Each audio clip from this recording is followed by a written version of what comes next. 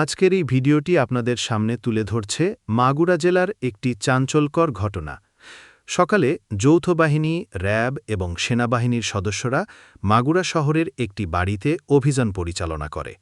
অভিযানে আটক করা হয় একজন সাবেক ছাত্রদল নেতাকে, যার বিরুদ্ধে বহুদিন ধরেই সন্ত্রাস, চাঁদাবাজি এবং অস্ত্র মজুদের অভিযোগ উঠছিল।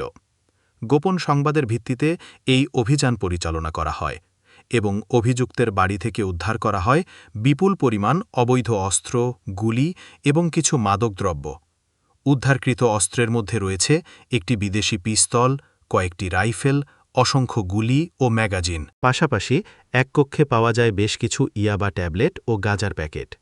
এসব আলামত দেখে স্পষ্ট বোঝা যাচ্ছে যে ব্যক্তি শুধুমাত্র রাজনৈতিক পরিচয়ের আড়ালে দীর্ঘদিন ধরে অবৈধ কার্যকলাপ চালিয়ে যাচ্ছিল।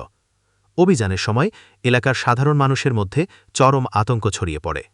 স্থানীয়দের অনেকেই বলেন, দীর্ঘদিন ধরেই ওই বাড়ি নিয়ে সন্দেহ ছিল। রাতে অচেনা মানুষের আনাগোনা, হঠাৎ হঠাৎ গাড়ির শব্দ আর চুপিসারে কিছু কার্যকলাপ, সবকিছুই ছিল রহস্যজনক।